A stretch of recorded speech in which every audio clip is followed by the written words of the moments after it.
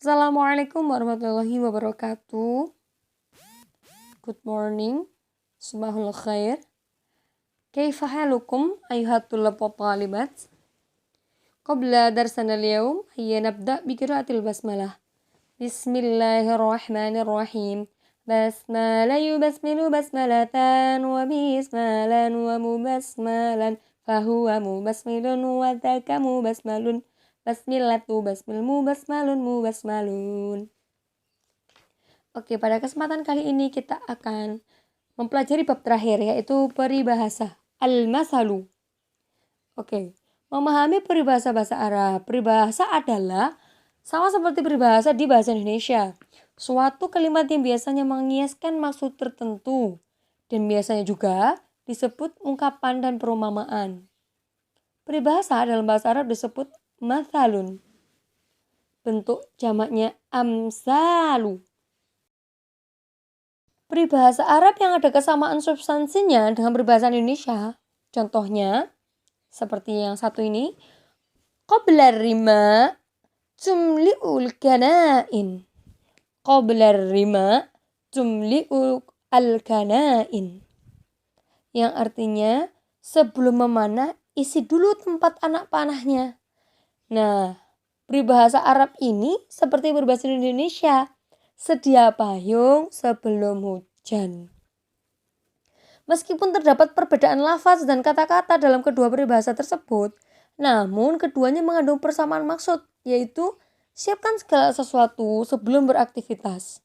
Orang Arab menggunakan kata tempat anak panah dan memanah karena dipengaruhi oleh budaya, yaitu budaya mereka memiliki tradisi berperang pada zaman dahulu dengan menggunakan alat tersebut, yaitu alat panah. Sedangkan dalam bahasa Indonesia digunakan kata hujan dan payung karena di Indonesia sering hujan. Fahimtum? Bisa dimengerti? Or you understand? Nah, kemudian contoh yang lainnya.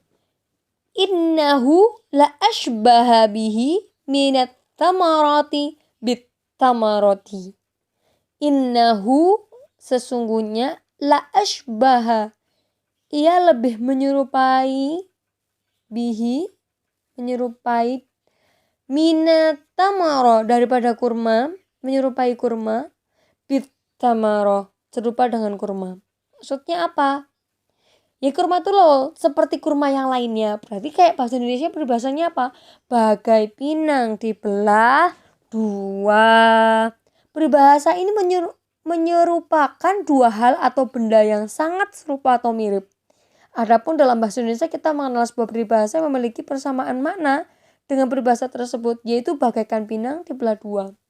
Orang Arab lebih menggunakan kata kurma daripada pohon pinang, karena di daerah mereka lebih banyak pohon kurma, tidak ada pohon pinang seperti itu. Jadi peribahasa itu saling mempengaruhi dari daerahnya. Yaitu al-jahsyu lamma fatakal a'yar. Al-jahsyu lamma fatakal a'yar. Al-jahsyu, anak keledai sajalah jika sudah kehilangan keledai. Daripada, maksudnya gini, ngincernya keledai kan, wes gak apa-apa, gak ada keledai pun, anak keledai pun jadi. Nah, mungkin seperti itu. Makanya dalam bahasa Indonesia diibaratkan tak ada rotan, akar pun jadi. Sama seperti itu. Jadi kalau gak ada sesuatu, misalnya mau berangkat pakai payung karena hujan, karena nggak ada pakai pelepah pisang karena adanya itu. Ya, tak ada rotan akar pun jadi. Mana peribahasa ini mencari pengganti dari sesuatu yang tidak ada. Dan orang Arab itu lebih menggunakan kata anak keledai karena dulunya budaya mereka suka sekali memelihara keledai. Begitu. Jenis peribahasa Arab. Dalam bahasa Arab terdapat 4 jenis peribahasa yang kalian harus pahami. Nomor 1, al-ibrah. Nasihat. Jadi peribahasa ini mengandung nasihat. Seperti apa contohnya?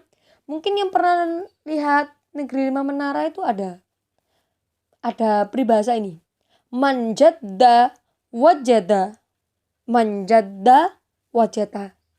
Barang siapa yang bersungguh-sungguh pasti berhasil. Kemudian ada contoh lainnya. As-sadiqu waqta dhayyqi. As-sadiqu waqta dhayyqi. Di waktu susahlah teman sejati itu teruji. Nah, itu pantun. Itu peribahasa nasihat. Sedangkan yang kedua, al-hajjatu, yaitu peribahasa tentang argumen atau semboyan.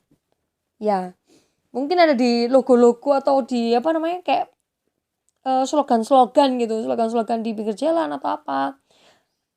Ya, mungkin bisa seperti itu. Contohnya, wa ma al-ladzatu illa ba'da ta'bi.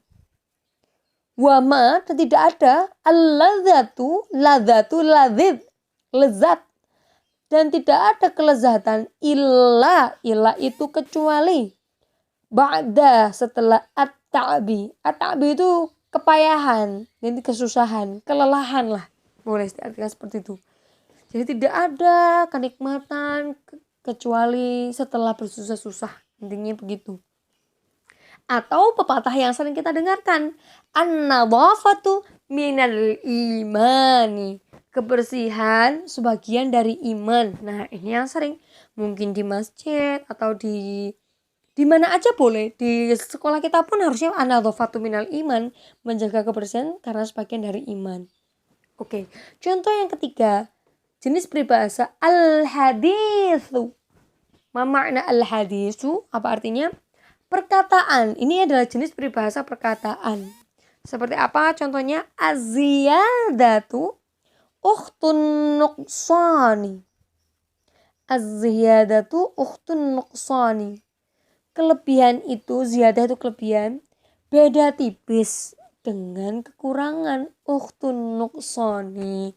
Kelebihan beda tipis dengan kekurangan. Nah, kayak gitu contohnya.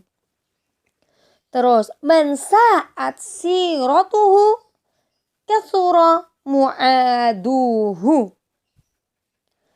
Man sa'at, barang siapa yang banyak keburukannya, siratuhu pasti banyak, kasura mu'aduhu. Kasura kan banyak, mu'aduhu musuhnya. Yang banyak keburukan pasti banyak musuhnya. Nah, ini tentang perkataan. Kemudian yang keempat, as-sifatu. Jenis peribahasa sifatu, karakter, sifat. Sabaqos sayfi al-ajlah. Sabaqos sayfi al-ajlah. Nasi telah menjadi bubur artinya kalau di bahasa Indonesia. Kemudian sabaqos sayfi itu maksudnya pedang untuk sampai di ajal, bisa menjadikan kematian gitu loh. Kemudian madrasatu ula li auladiha. Ibu adalah sekolah pertama bagi anak-anaknya. Itu artinya. Ini tentang karakter. Jadi karakter orang kalau nasi telah menjadi bubur berarti kan ya terlambat gitu loh. Nasi telah menjadi bubur. Kalau yang madrasatul ula, ya ibu itu, seorang ibu itu adalah sekolah atau tempat menuntut ilmu bagi yang pertama bagi anak-anaknya. Nah, jadi penjelasan saya yang lain yaitu maksud dari sabaku as-sayf al-adl, ternyata adl ya, bukan ajil. Pedang itu telah mendahului celaan. Nasi sudah menjadi bubur. Maksudnya gimana? Pernah ada suatu kisah seorang orang Arab mengutus anaknya untuk mencari untanya yang hilang. Namun anaknya tak kunjung pulang. Maka pergilah sang ayah untuk mencari anaknya tersebut pada bulan haram. Di tengah perjalanan ia bertemu dengan seorang pemuda dan menemaninya. Sang pemuda tersebut kemudian berkata, beberapa waktu lalu aku bertemu dengan seorang pemuda dengan ciri-ciri begini dan begini, dan aku rampas pedang ini darinya. Sang ayah pun berpikir dan melihat pedang tersebut. Barulah ia sadar bahwa pemuda inilah yang membunuh anaknya. Sang ayah pun menebas pemuda tadi hingga mati. Ketika masyarakat mengetahui hal tersebut, mereka mengatakan, mengapa kau membunuh di bulan haram? Sang ayah berkata, sabaqus sayfi al-adl. Pedangku telah mendahului celaan kalian. Jadi ibaratnya ya wes kadung gitu loh, udah terlanjur dibunuh. Padahal kan belum tentu anak itu bunuh juga. Intinya kayak gitu. Ya penyesalan sih memang itu kalimat peribahasanya. Jadi sebenarnya orang sana tuh kadang pakai kiasan-kiasan kayak gitu sih. Sering pakai peribahasa, bukan pantun ya, peribahasa. Kayak mengibaratkan apa gitu, kalau nuturi atau ngapain ya kayak gitulah. Puitis lah kalimatnya, bisa dibilang gitu. Itulah tadi penjelasan sedikit dari saya. Materi ini pun akan saya keluarkan di PAT. Jadi pelajari betul-betul. Dengarkan betul-betul apa yang sudah saya jelaskan. Apa persamaannya dengan peribahasa Indonesia juga. Ada hubungannya itu juga nanti soal PAT-nya. Naktafi lahuna, I think it's enough. Nakhtatim biqiraatil hamdalah. Alhamdulillahirabbil alamin. Hamdala yuhamdilu hamdalatan wa hamdalan wa hamdalan fa huwa muhamdilun wa laka muhamdalun. Hamdilatu hamdil muhamdalun muhamdalun. Wassalamualaikum warahmatullahi wabarakatuh.